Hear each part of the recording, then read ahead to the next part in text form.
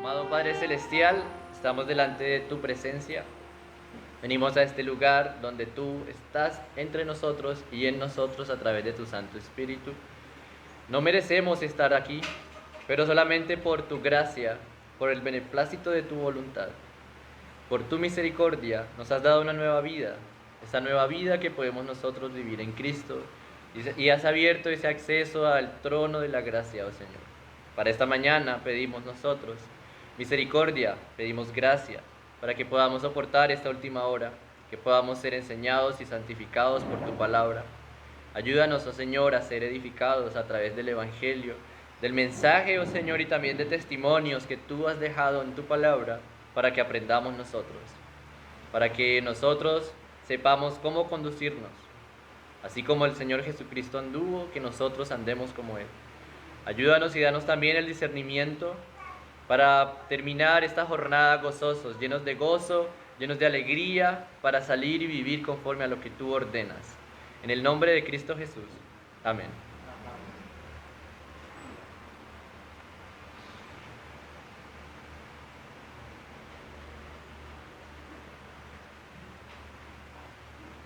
De quien menos esperas aprender, es quien más te enseña. Es un dicho popular que en algún u otro momento o salió de nuestra boca o lo vivimos. De quien menos esperamos aprender es aquella persona que más nos enseña. Y yo creo que en estos momentos, para la última predicación, para la predicación de cierre de nuestro evento en Semana Santa de este año, se hace realidad ese dicho. ¿Por qué? Porque bueno, vamos a estar frente al testimonio de una persona de la cual nadie esperaba nada, ni aun los que lo conocían. Además, porque hemos aprendido de cómo esa densa oscuridad simbolizaba el juicio de Dios. Pero también esa luz que iba a resplandecer en nosotros. Hemos aprendido también de cómo Dios mismo se encargó de abrir esa barrera que se interponía entre Él y nosotros, entre nuestro acceso a su presencia, cuando el velo se rasgó de arriba a abajo. De hecho, aprendimos hace unos minutos, de cómo aún la tierra misma abrió los sepulcros para que los cuerpos de los santos salieran a dar testimonio después de la resurrección del Señor Jesucristo. Así que fíjense, de la misma naturaleza nosotros hemos aprendido. Hemos aprendido del templo, hemos aprendido del velo, hemos aprendido de cómo Dios utiliza cada cosa de su creación, todo, aún lo sobrenatural, para enseñarnos. Pero ahora nos vamos a encontrar con una persona de la cual no podríamos haber esperado algo. Esa persona es un centurión, es una persona romana. Esta persona simplemente estaba realizando sus labores diarias. Esta persona solamente estaba siguiendo órdenes. Esta persona simplemente estaba haciendo lo cotidiano que solía hacer. Sin embargo, es de esta persona con la cual queremos cerrar las predicaciones de este evento de Semana Santa y queremos aprender de esta persona. Es un centurión romano y hoy quiero que el Señor nos ilumine a todos nosotros, me incluyo, que nos ilumine a todos nosotros, que aprendamos que la cruz impacta nuestras vidas. Eso quiero que nosotros aprendamos. Que cuando salgamos de aquí, tal vez nos olvidemos porque se oscureció el cielo a mediodía por 3 horas. Tal vez nos olvidemos cuánto medía el velo que se rasgó de arriba hacia abajo. Tal vez olvidemos qué pasó con los cuerpos de los santos que resucitaron. Pero que al salir de aquí, que recordemos que la cruz impacta completamente nuestras vidas, eso ya es un logro para el Señor. Así que sea Dios mismo el que nos ilumine, el que les ilumine, que nos dé su gracia para entender, que abra nuestros ojos para poder ver esas maravillas que hay en su ley y poder entender que la cruz de Cristo impacta nuestras vidas completamente.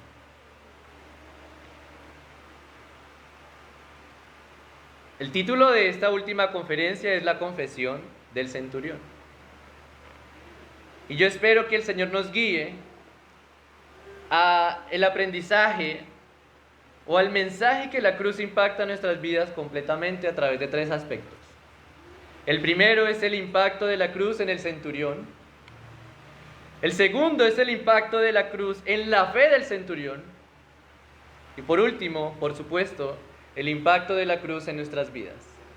Son 3 aspectos: el centurión, su fe y nuestras vidas. No siendo más, comencemos a hablar del centurión.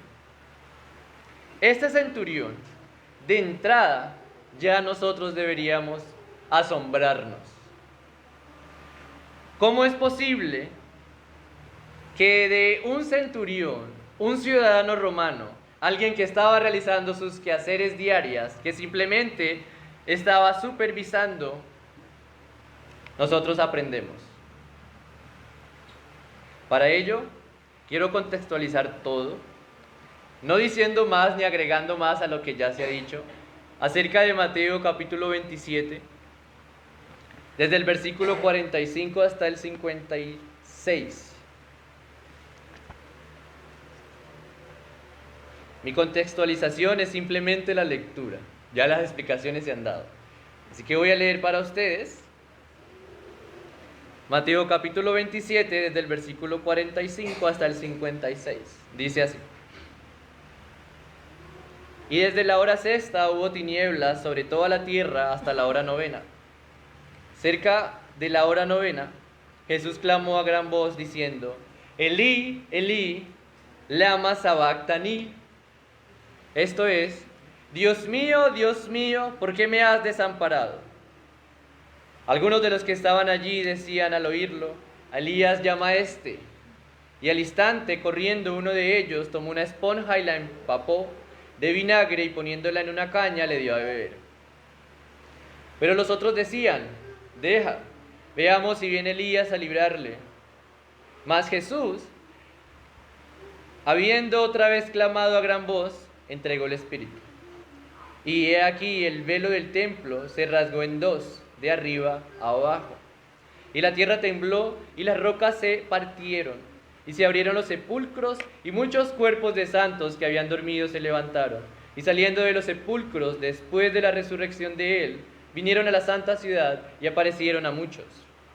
El centurión y los que estaban con él guardando a Jesús, visto el terremoto y las cosas que habían sido hechas, temieron en gran manera y dijeron: verdaderamente este era hijo de Dios. Estaban allí muchas mujeres mirando de lejos, las cuales habían seguido a Jesús desde Galilea, sirviéndole, entre las cuales estaban María Magdalena, María la madre de Jacobo y de José, y la madre de los 2 hijos de Zebedeo. Ese es nuestro contexto. Nosotros en esta última intervención vamos a enfocarnos solamente en el versículo 54. Solamente en el versículo 54. Y allí es donde encontramos al centurión, a la fe del centurión o a la confesión del centurión y cómo se impacta en nuestras vidas. Solamente en este versículo. Como leímos aquí, y si ustedes quieren corroborarlo en Marcos capítulo 15 y Lucas capítulo 23, también se menciona al centurión, pero no se menciona su nombre. Entonces, aunque en la historia se le ha querido poner un nombre, vamos a dejarlo solamente como el centurión de la cruz. No le vamos a poner un nombre. Vamos a dejarlo solamente como el centurión de la cruz. De hecho, en los evangelios también se menciona a otro centurión que no se le menciona, que no tiene o que no se le registra su nombre. En el libro de Hechos se menciona a otro centurión que se llama Cornelio, pero este lo vamos a llamar nosotros el centurión de la cruz. Bien. Eso sabemos nosotros de este centurión. Y ahora, como su título lo indica, esta persona era un general, un jefe de una unidad de 100 varones, soldados del ejército o del valiente ejército romano.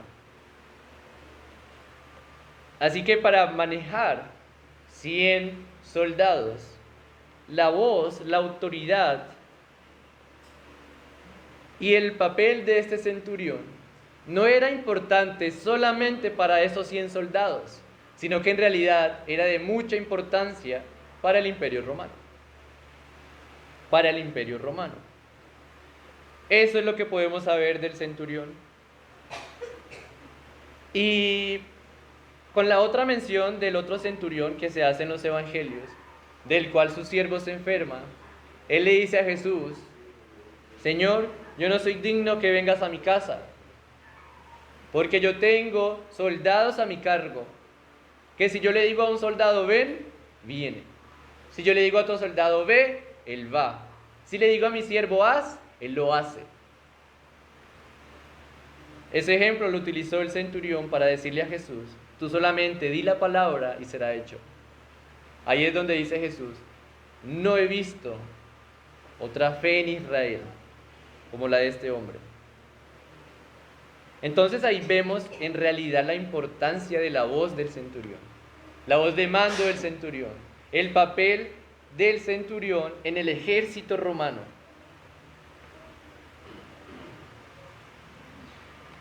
Entonces, como solamente hemos leído este pasaje, ustedes se dan cuenta, o por lo menos se puede entender, que este centurión apareció de la nada. Como que listo, Jesús estuvo en la cruz desde las 9 de la mañana, a las 12 comenzaron las tinieblas, mientras él decía sus palabras, pero justamente al morir aparece el centurión. Yo quiero decirles que no. Este centurión no apareció de la nada allí en la cruz. Este centurión, quiero decirles que él estaba presente desde el primer momento en que llevaron a Jesús ante Pilato. Recuerden, él estaba a cargo de 100 soldados. Él debía supervisar, autorizar cada acción que los soldados debían realizar. Pilato daba la orden, el centurión la ejecutaba. ¿Cuál fue la orden de Pilato? Llévenlo a crucificar. ¿Quién lo ejecutó? El centurión de la cruz. Con esto dicho, desde el inicio del capítulo 27 es que se llevó al Señor Jesucristo ante Pilato. Y desde el inicio también, la interacción de los soldados con Jesús fue simplemente de burla. ¿Qué hicieron con el Señor Jesucristo? Después que Pilato dio la orden para que Él sea crucificado, voy a leer para ustedes, versículo 27 del capítulo 27. Entonces los soldados del gobernador llevaron a Jesús al pretorio, y reunieron alrededor de él a toda la compañía, y desnudándole, le echaron encima un manto de escarlata, y pusieron sobre su cabeza una corona tejida de espinas, y una caña en su mano derecha. E hincando la rodilla delante de él, le escarnecían, diciendo: Salve, Rey de los judíos. Y escupiéndole, tomaban la caña y le golpeaban en la cabeza.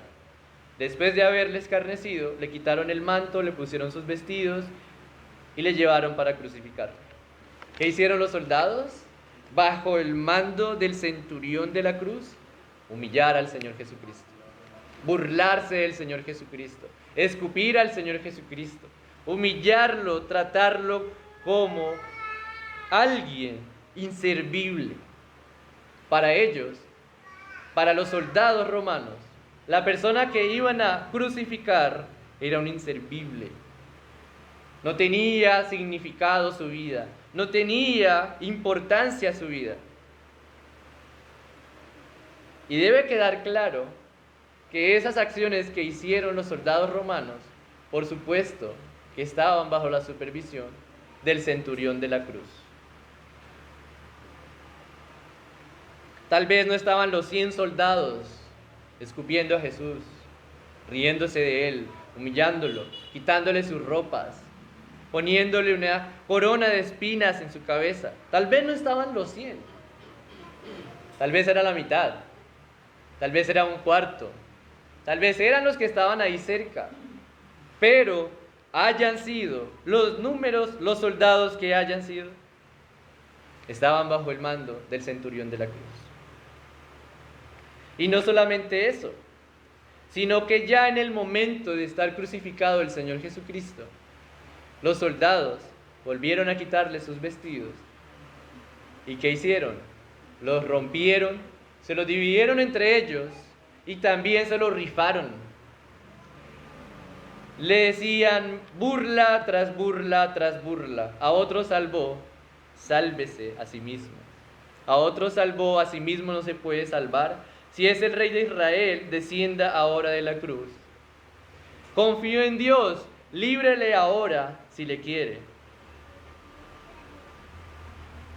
Y todo eso estaba bajo la supervisión del centurión de la cruz. Así que puede ser que este centurión no participó en la burla en el pretorio o en el escarnio que se hizo en la cruz. Pero este centurión es tan culpable solamente por ser cómplice, solamente por ver y no decir nada, solamente por estar a cargo de estos soldados. Este era el centurión. Este era el centurión. Y dice, volvamos a Mateo capítulo 27, versículo 54. Dice, el centurión y los que estaban con él guardando a Jesús, refiriéndose a los soldados, visto el terremoto y las cosas que habían sido hechas, temieron en gran manera y dijeron, verdaderamente este era hijo de Dios. El clímax para lo que hizo el centurión, el clímax para el centurión fue cuando el Señor Jesucristo dijo, Padre, en tus manos encomiendo mi espíritu, y entregó su espíritu. Ese fue el clímax para el centurión. Ese fue el clímax para que este centurión dijera estas palabras, verdaderamente este era hijo de Dios. Ahora,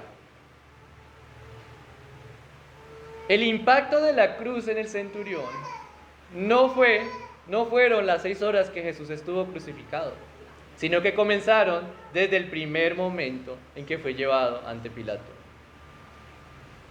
Olvidé mencionar, a Jesús también lo azotaron.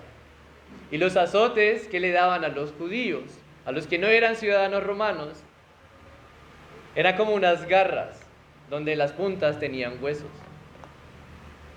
No eran látigos, los látigos eran para los ciudadanos romanos. Por eso el apóstol Pablo salió vivo de tantas.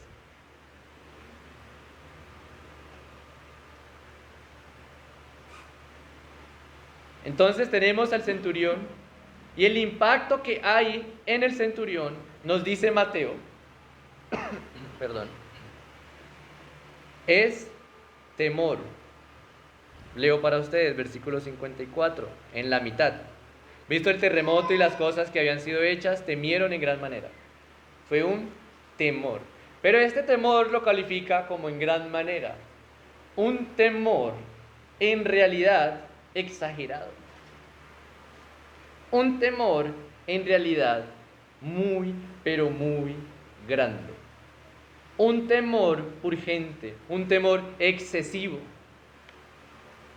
No fue simplemente como que, se murió. No, En realidad hubo un temor excesivo en el centurión. ¿Por qué? Y aquí van las razones. El centurión, y para el centurión, era muy normal crucificar, ya sea diariamente, a las personas, a los que condenaba su justicia romana. Era muy normal para el centurión. Y lo más raro que pudo haber sucedido mientras estaban crucificando a alguien es que lloviera. Así que caiga la lluvia. Así que 3 horas de oscuridad no era algo usual. Un terremoto no era usual. Entonces, todas esas señales para el centurión le estaban dando a entender que el que estaba ahí en la cruz no era una persona común y corriente. De hecho, ese centurión sabía que Jesús, allí crucificado, era inocente. El mismo Pilato le dijo al pueblo: no he hallado ningún delito en él. Y la esposa de Pilato le dice: no tengas nada que ver con este justo. El centurión lo sabía, por eso les decía al inicio, una persona, el centurión, estaba siguiendo órdenes. Pero ahí, al seguir órdenes, era tan culpable como aquel que lo entregó. En el centurión hubo un terror, hubo un miedo, hubo un temor excesivo. Algo sobrenatural estaba sucediendo y sobre el centurión recaía la culpa. Sobre el centurión recaía la culpa.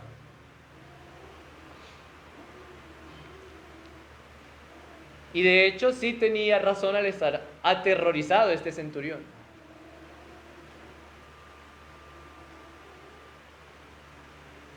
Debía estar aterrorizado,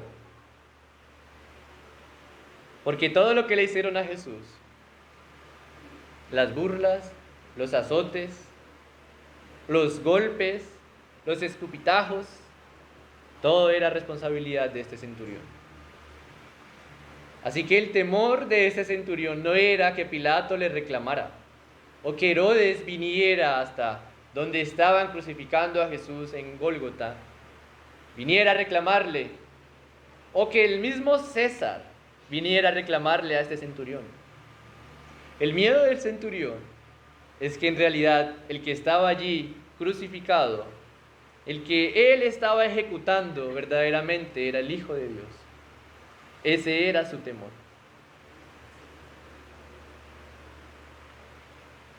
Este centurión no estaba solo. Mateo nos menciona que estaban con él, los que estaban con él guardando a Jesús. Probablemente eran 4 soldados, porque Juan, en el capítulo 20, nos habla de que repartieron o rompieron las vestiduras de Jesús en 4 pedazos para cada uno, cada soldado, y el centurión supervisando. Entonces estaba allí con su cuadrilla, supervisando que todo se llevara a cabo. Pero entonces nos encontramos con lo que nos dice Lucas en el capítulo 23. Si tiene allí, puede abrir Lucas capítulo 23, versículo 47. Y yo voy a leer para usted.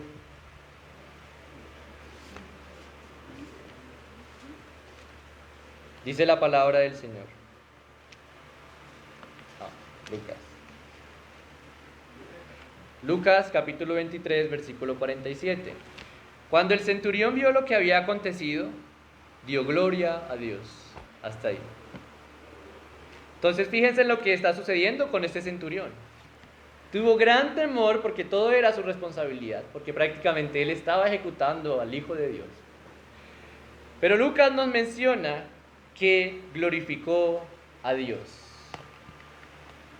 Es entonces donde Dios le permite al centurión glorificar a Dios, glorificarle a Él. ¿Por qué? Porque Dios le dio a entender al centurión que aquel a que él estaba matando, él estaba muriendo para que toda esa culpa, toda esa maldad, todo ese pecado que tenía el centurión fuera perdonado y fuera quitado.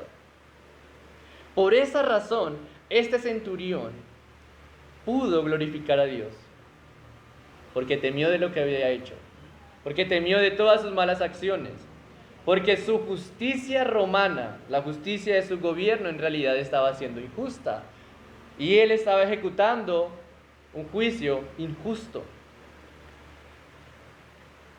Al ejecutar al Hijo de Dios, y a través de esa misma muerte, él estaba recibiendo perdón por todos sus pecados.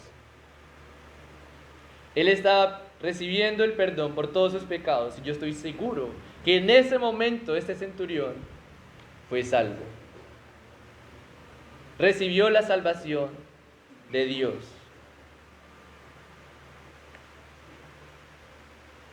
¿Y saben por qué?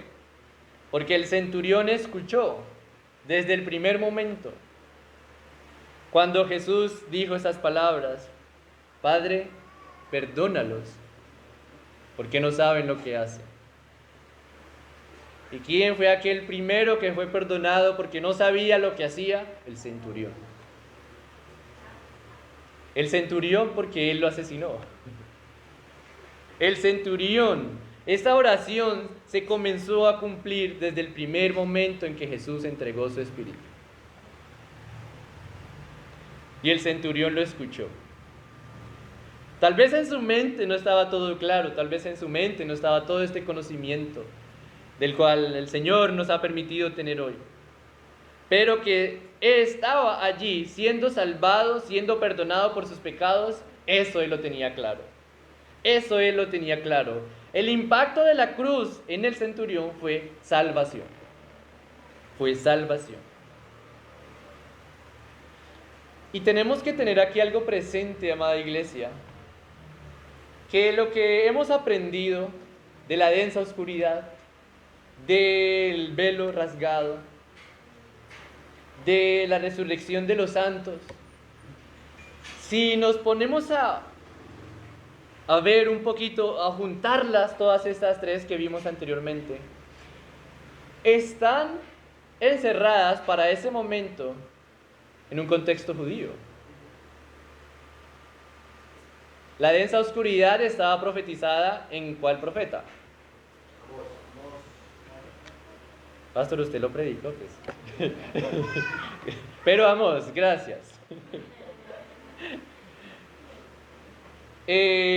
Joel estaba predicado la venida del Espíritu Santo, profetizado la venida del Espíritu Santo. En Amós, la densa oscuridad que fue al mediodía, y justo dice Amós, al mediodía. Eso lo sabían los judíos, por lo menos debían saberlo. Lo del velo. ¿A qué audiencia le interesaba lo del velo del templo? A los judíos. Un centurión romano no le importaba en realidad, ni tendría conocimiento, ni le hubiera importado aprender. Y la resurrección de los santos, ¿estos santos quiénes eran? Los que esperaban la promesa del Mesías, judíos. ¿Y a quiénes fueron? A judíos. Así que fíjense que este centurión, el contexto de este centurión y el impacto en la vida del centurión es Dios abriendo la puerta a la salvación a toda la humanidad. A toda humanidad, toda persona de toda raza, de toda lengua, de toda nación, no solamente para los judíos. Y ahí es donde entramos nosotros. Ahí es donde entramos nosotros, amada iglesia. Si en las Escrituras no estuviera el registro de este centurión y de su fe, pues por supuesto que tenemos muchos otros textos donde nos incluye a nosotros los gentiles, pero más aún de una persona que estaba haciendo lo cotidiano, que estaba haciendo su trabajo, que estaba siguiendo órdenes para darnos ejemplo a nosotros y esperanza y seguridad de que, sin importar el lenguaje que tengamos, o la nacionalidad que tengamos, o los colores que tenemos, también somos participantes de la gracia de Dios en su salvación. También somos incluidos, también somos injertados en su pueblo, en el pueblo de Dios, como sus hijos. como sus hijos. Y de la misma forma que el centurión estaba en tinieblas, nosotros estábamos en tinieblas y nos resplandeció la luz de Cristo. Este ha sido el impacto de la cruz en el centurión. Fue para salvación. Fue totalmente para salvación. Listo, pero hermano, él dijo unas cosas, sí. Él dijo verdaderamente este era hijo de Dios. Y se cumple lo que allá dice en Romanos, que con el corazón se cree para justicia, y con la boca se confiesa para salvación. Aquí está la confesión, entonces, el impacto que hay en la confesión del centurión, en la fe del centurión. Así que Mateo y Marcos, Mateo capítulo 27, versículo 54, Mateo y Marcos capítulo 15, versículo 39, nos dice verdaderamente este era hijo de Dios. Lucas capítulo 23, versículo 47, escribe verdaderamente este hombre era justo. Lo que está haciendo el centurión al confesar su fe en el Señor Jesucristo es dejar por sentado y reconocer, presten atención, reconoce la deidad de Jesús y la inocencia de Jesús, por supuesto. La inocencia, como lo recalca Lucas, él ya lo tenía desde el primer momento. De los labios de Pilato salió: no he hallado ningún delito en este hombre. Así que ya ese centurión lo que hace es decir verdaderamente este era hijo de Dios. Verdaderamente este hombre era justo, no debía morir, no tenía delito por el cual morir, inocente. Y esa declaración apoya al reconocimiento del centurión en la deidad de Jesús. ¿Por qué? Cuando el centurión dice verdaderamente este era hijo de Dios, no está dejando a duda para que se dude que era hijo de Dios. Por eso él lo dice verdaderamente. Y recuerden, lo que decía el centurión tenía un valor. Lo que saliera de la boca del centurión tenía un valor en el Imperio Romano, no solamente para sus soldados, en el Imperio Romano. Con esta declaración lo que hace el centurión es decir que Jesús es semejante a Dios. Lo que hace es decir que Jesús es de la misma naturaleza de Dios. Lo que hace el centurión es decir que Jesús es Dios. ¿Por qué dice era? Pues porque estaba muerto ya. Hasta ese momento el centurión pues lo vio muerto. Más adelante se conoce de su resurrección, por supuesto, pero hasta este momento él reconoce y su confesión de fe fue decir: este varón justo verdaderamente era hijo de Dios. Era semejante a Dios porque no había pecado en él. No había pecado en él, no había delito en él, no había nada. Ahora, fíjense en algo. El centurión tuvo 6 horas, o por lo menos 3 horas, mientras Jesús estaba en la cruz y comenzó la densa oscuridad, para creer en él, ¿no? Por lo menos se oscureció. ¿Por qué será? Y no amanece, no sale el sol. Esa nube es muy densa, que está tapando el sol. Entonces aprendíamos que era más que una nube, todo se oscureció en realidad. La rasgadura del velo, él le dio igual, en realidad fue sin importancia para él. El terremoto, por lo menos lo sacudió. Pero el clímax para él poder decir este verdaderamente era hijo de Dios fue cuando Jesús exclamó: Padre, en tus manos encomiendo mi espíritu. Tal vez este centurión no tendría todo el conocimiento que sí tenían los judíos cuando entregaron a Jesús. Porque cuando los judíos entregaron a Jesús a Pilato, le dijeron: este dijo que es hijo de Dios, este se está haciendo semejante a Dios. Y aún en la cruz, cuando se le burlaban los judíos, los sacerdotes, los principales, los escribas y los fariseos, le decían: confío en Dios, líbrele ahora si lo quiere, porque ha dicho, soy hijo de Dios. Y vean lo que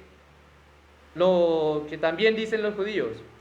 Tú que derribas el templo, ese es el versículo 40 del capítulo 27 de Mateo. Tú que derribas el templo y en 3 días lo reedificas, sálvate a ti mismo si eres hijo de Dios. O sea, salvaste a otros, sálvate a ti mismo si tienes esa divinidad que dijiste tener. Desciende de la cruz. Por supuesto que el Señor Jesucristo lo pudo haber hecho. Pero ¿qué hizo el Señor Jesucristo? Pues le demostró que es Dios quedándose en la cruz, muriendo por sus pecados, muriendo por nuestros pecados. Pero hermano, ¿de dónde saca usted que hijo de Dios es lo mismo que decir semejante a Dios? Pues gracias a Dios que fue el Señor Jesucristo mismo el que lo dijo. En Juan capítulo 10. Voy a leer para ustedes desde el versículo 30. Allí, yo y el Padre uno somos. Eso fue lo que dijo el Señor Jesucristo. Eso de entrada está diciendo, yo y el Padre uno somos de la misma naturaleza. Y él le dice Padre, y al él decirle Padre, entonces él es el Hijo. Pero el versículo 31 de Juan 10 dice que los judíos volvieron a tomar piedras para apedrearle. Jesús les dijo, esperen tantito. Jesús les respondió, muchas buenas obras les he mostrado de mi Padre, ¿por cuál de ellas me van a apedrear? Le respondieron los judíos diciendo, por buena obra no te apedreamos porque hayas hecho el bien, sino por la blasfemia. ¿Cuál blasfemia? Hacerse semejante a Dios, ¿verdad? La blasfemia, versículo 33, porque tú, siendo hombre, te haces Dios. Listo, por lo menos yo y el Padre uno somos. Uno dice, Jesús está diciendo que es Dios, que es la misma naturaleza de Dios, que es divino. Eso lo interpretaron muy bien los judíos. Muy bien lo interpretaron, simplemente que no lo creyeron. Por eso dijeron blasfemia. Ahora Jesús viene a explicarles, versículo 34. ¿No está escrito en vuestra ley, yo dije dioses sois? Si llamó dioses a aquellos a quienes vino la palabra de Dios, y la escritura no puede ser quebrantada, al que el Padre santificó y envió al mundo, vosotros decís, tú blasfemas, porque dije, Hijo de Dios soy. ¿Ven ese intercambio de expresiones que hace el Señor Jesucristo? Cuando Él dice, yo y el Padre uno somos, es lo mismo que decir, Hijo de Dios soy. El Señor Jesucristo se lo dijo a los judíos. Ellos lo entendieron perfectamente. Y eso viene desde por allá, del segundo libro de Samuel, capítulo 7, cuando Dios le dice a David que Él levantará a alguien que construya su casa, la casa de Dios. Y que éste iba a ser para él hijo y Dios iba a ser para él padre. Y que su reino iba a ser eterno. Salomón no era. Entonces es el mismo Señor Jesucristo y los judíos todavía lo esperaban. Y al decir que su reino va a ser eterno, sí o sí debía ser la misma naturaleza de Dios. De allí es donde viene. ¿Que el centurión romano sabía todo esto? No. Lo que sabía el centurión eran las acusaciones que estaban haciendo los judíos, los escribas, los fariseos, contra el Señor Jesucristo. No necesitó más para creer en el Señor Jesucristo, para decir esta gran verdad que probablemente fue usada también para poder formar la primera confesión de la iglesia, ¿no? Lo que se conoce como el credo de los apóstoles. También para aquella enseñanza que se hacía en los primeros años de la cristianidad, que es la didaje. Esta confesión y también la del eunuco etíope, en Hechos, se sacaron para ir formando, ¿no? Entonces, ahí está. Tiene relevancia tanto en su vida como también tuvo su impacto en toda la historia. Y aún más, volvamos a Mateo, por favor, capítulo 27. Mateo se encarga de decir que los que estaban con él también creyeron. Pero fíjense que Marcos y Lucas no lo hacen. ¿Por qué? Porque probablemente, y lo más seguro en realidad, es que esto salió de los labios del centurión. Y esa fe, esa confesión del centurión, pues tuvo un impacto también en sus soldados. Gloria a Dios por eso. Gloria a Dios por eso, porque los mismos soldados que se burlaron del Señor Jesucristo, ahora le estaban adorando. Los mismos soldados que escupieron a Jesús, ahora creían en Él. Los mismos soldados que azotaron, que se burlaron de Jesús, ahora creen en Él.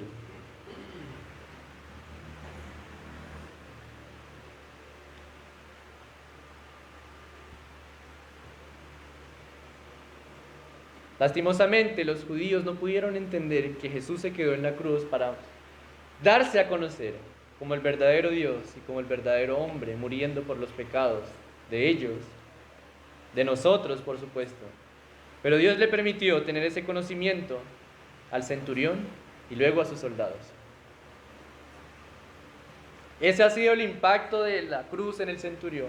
El impacto de la cruz en la fe del centurión o en la confesión del centurión. Ahora el impacto de la cruz, de acuerdo a lo que hemos visto en la vida del centurión, en su creencia, en su confesión, en nosotros. En nosotros. Y de entrada, sí o sí, recordemos el mensaje. La cruz de Cristo impacta nuestra vida completamente. Así que la cruz debe, sí o sí, impactar nuestras vidas.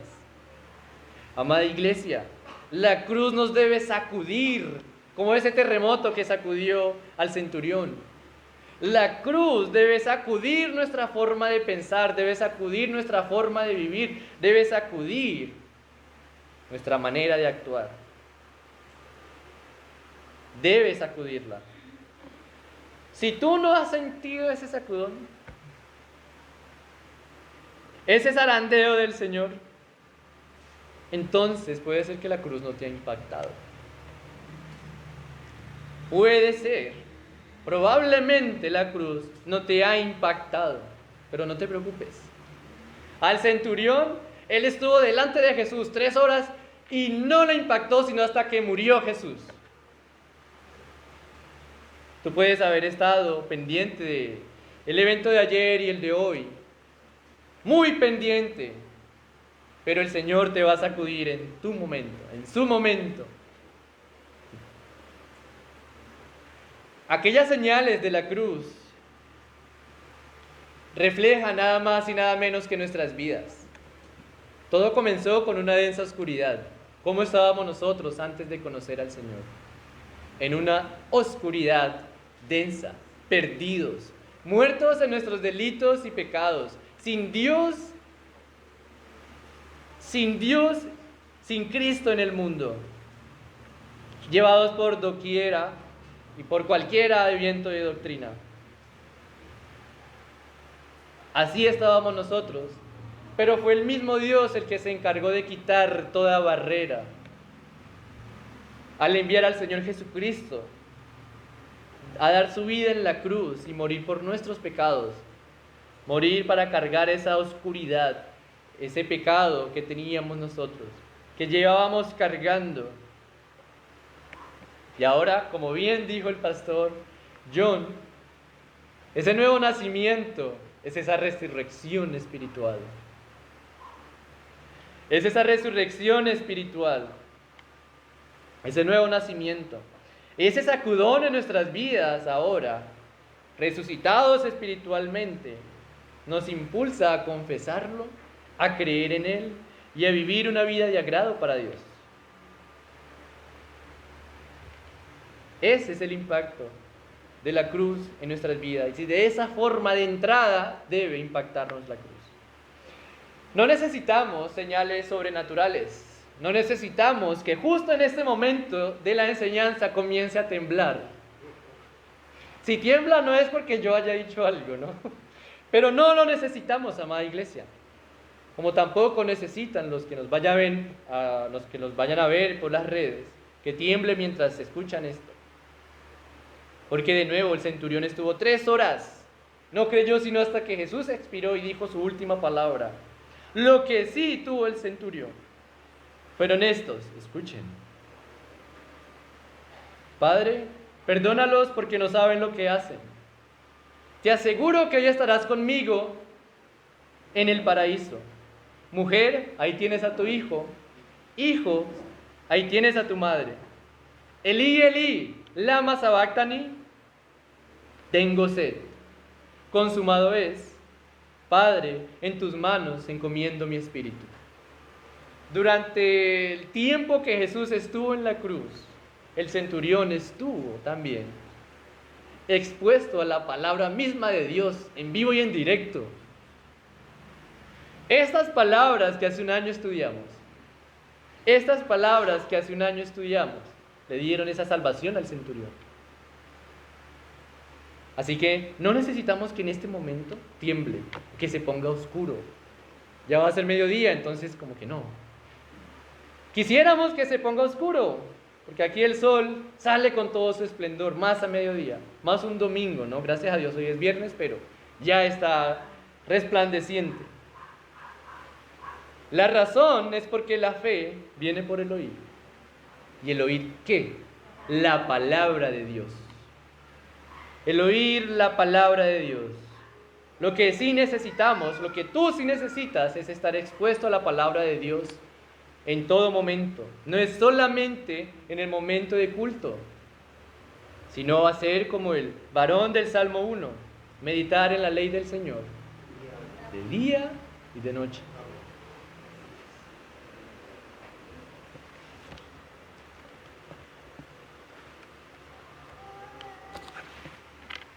Amada iglesia, la cruz de Cristo impacta a través de nuestra fe.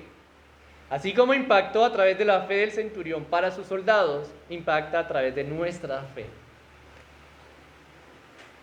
A través de nuestra creencia, a través de lo que nosotros creemos, a través de cómo nosotros nos comportamos congruentemente, por supuesto, con nuestra creencia. Con que las demás personas vean solamente nuestro comportamiento, allí está impactando la cruz en ellos, a través de nuestra fe. Amada iglesia, debemos glorificar a Dios como el centurión. Y hay muchas formas en las que podemos glorificar a Dios, pero acá hay una específica. El ejemplo del centurión, para que él pudiera llegar y glorificar a Dios sin conocer nada de Dios, fue temiendo. Temió a Dios, y ese temor fue de verdad. No fue por conveniencia, como sí lo tuvo Pilato. Pilato tuvo miedo de entregar a este justo. ¿Y qué hizo? Se lavó las manos. El centurión sí tuvo miedo de Dios porque lo había matado. Temió en gran manera, y ese temor real lo pudo llevar a glorificar a Dios. ¿Por qué les digo esto? Porque muchas veces nos acercamos a la Escritura como un libro más. Escuchamos los consejos, la consejería de los pastores o de algún hermano o hermana en la iglesia, como un consejo más, a pesar de estar sustentado por la Escritura. Lo podemos, nosotros, temiendo a Dios, podemos glorificarle a Dios. Pero ese temor es tal como lo dijo Habacuc. ¿Qué dijo Habacuc en el capítulo 3? Oí tu palabra y temí. Pero ese temor no, ¡ay, qué miedo! Dios es juez justo, Dios es ira, Dios es fuego consumidor. Voy a leer para ustedes.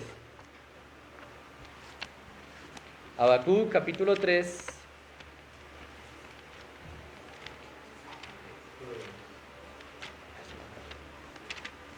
Habacuc, versículo 3, capítulo 3, versículo 16, el 16.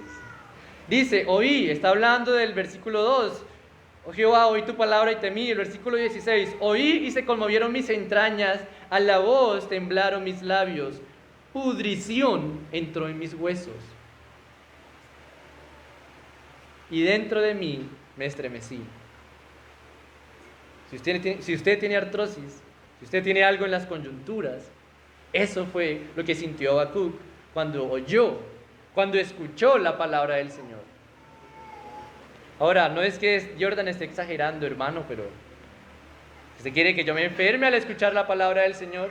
No, pero que sí tenga la suficiente reverencia delante de la presencia del Señor y de su palabra, que lo que está aquí es cierto y es verdad. Y ese temor no es para alejarnos de Dios, es para acercarnos. Vean lo que pasó con Habacuc. Si bien estaré quieto en el día de la angustia. Una confianza en Dios. Versículo 17, aunque la higuera no florezca ni en las vides haya frutos, aunque falte el producto del olivo y los labrados, no den mantenimiento, y las ovejas sean quitadas de la majada, y no haya vacas en los corrales, con todo yo me alegraré en Jehová, y me gozaré en el Dios de mi salvación. ¿Ven cómo se glorifica a Dios? Y de seguro el centurión no sabía qué hizo Habacuc. Dios obró en el centurión. Dios obra en nosotros. Si queremos glorificar a Dios, debemos temerle a Dios. Porque en realidad, Él es Jehová, el Señor. Y eso nos va a conducir a tener confianza en Él, quietud, a tener paz en Él, a tener un gozo, una alegría. Y versículo 19 de Habacuc 3, Jehová el Señor es mi fortaleza, el cual hace mis pies como de ciervas y en mis alturas me hace andar. Fortaleza y firmeza. Eso produce el temor. Entonces temamos a Dios reconociendo que Él es el Señor y que su palabra en realidad es verdad y nos santifica. Abandonemos el pecado, amada iglesia. En la historia se dice que el centurión dejó su trabajo y se comenzó a congregar. No les estoy diciendo que dejen sus trabajos, no. Él dejó su trabajo y eso tiene sentido porque la ejecución que él hizo con Jesucristo fue injusta. Su gobierno en el cual él había gastado toda su vida, en realidad era corrupto, injusto.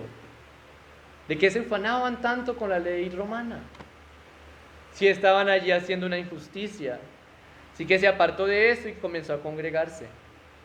Amados hermanos, nosotros pues apartémonos del pecado.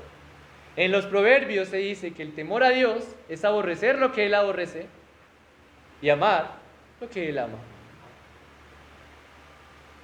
Soportemos el agravio. ¿Por qué? Los soldados se burlaron de Jesús y terminaron creyendo. ¿Cuántos conocidos? ¿Cuántos familiares no tenemos nosotros que al día de hoy se burlan de Cristo?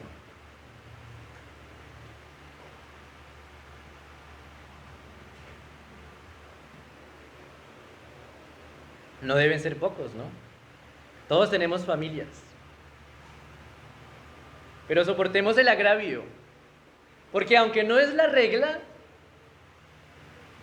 que se burlen, nosotros principalmente somos bienaventurados.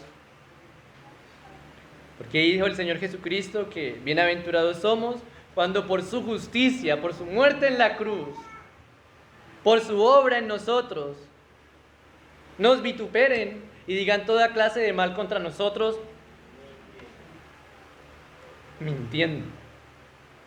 Dice, gozaos y alegraos, porque nuestro galardón es grande, porque así persiguieron a los profetas que fueron antes de vosotros.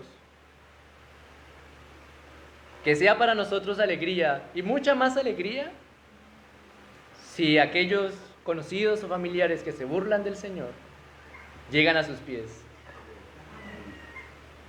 Digo que no es la regla, pero Si yo les pregunto, antes de conocer al Señor, ¿se burlaban de la fe cristiana? Yo lo hacía. Yo lo hacía y sé que soportaban el agravio. Ahora me uno a soportar ese agravio. Unámonos a soportar ese agravio. Hay una esperanza. Hay una esperanza. Por supuesto, nada se compara a las burlas y maltrato y humillación que sufrió el Señor Jesucristo. Soportemos el agravio y oremos por todos aquellos que se burlan del Señor. Tenemos esa esperanza y esa esperanza comienza desde ahora. Es esa vida eterna que el Señor ha hecho posible en la cruz. Con su muerte, la muerte comenzó a morir, ¿no? Fue como enseñó el pastor John.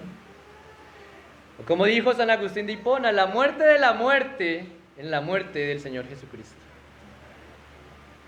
La muerte fue vencida y ya no reina sobre nosotros, porque el Señor Jesucristo dio su vida, murió para que nosotros tengamos vida, una vida eterna, una vida en abundancia, una vida donde ya no hay condenación, donde esperamos al Señor Jesucristo que vuelva en su manifestación, en su reino, a juzgar a los vivos y a los muertos, donde esperamos al Señor Jesucristo que enjuagará toda lágrima, donde esperamos al Señor Jesucristo para que establezca su reino aquí en la tierra, donde nosotros seremos transformados o seremos resucitados con esos cuerpos que puedan estar y que puedan soportar su presencia y la gloria de estar delante de Él.